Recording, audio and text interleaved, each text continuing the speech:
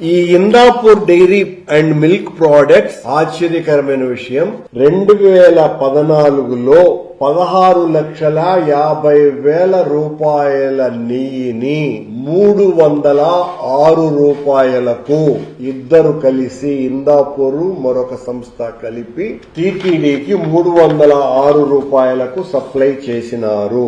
ఒకరు Karnataka milk federation Mother Dairy unit ఒకటి, ఈ Indapur dairy and milk products limited ఒకటి.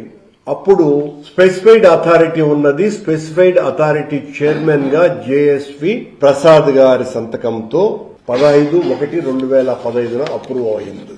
మొత్తం 50,49,00,000 రూపాయల నెయ్యిని ఇందాపూర్ మరియు కర్ణాటక మిల్క్ ప్రొడక్ట్స్ సంయుక్తంగా టీటీడీకి సరఫరా చేసినాయి.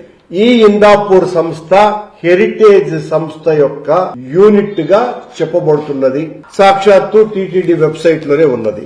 ఈ ఇందాపూర్ సంస్థ 2015లో 278 రూపాయలకే, ఆ తర్వాత మళ్లీ టెండర్ లో పాల్గొని 278 రూపాయలకే సరఫరా చేసింది.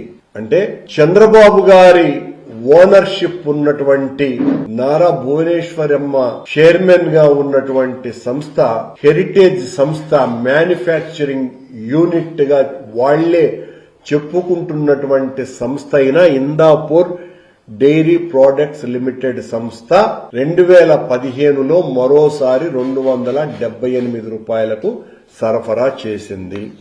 ఇక్కడ ఒక ప్రశ్న చంద్రబాబు గారికి నేను సూటిగా వేయదలుచుకున్నా. 300 రూపాయలకు అమ్మినటువంటి నెయ్యంతా కల్తీ అని చెప్పినటువంటి మీరు 278 రూపాయలకే సరఫరా చేసినటువంటి మీ మ్యానుఫ్యాక్చరింగ్ యూనిట్ ఇందాపూర్ డైరీలో నుంచి సరఫరా చేసినటువంటి నెయ్యి కల్తీ నెయ్యా అన్నటువంటి ప్రశ్న ఇక్కడ ఉదయిస్తుంది.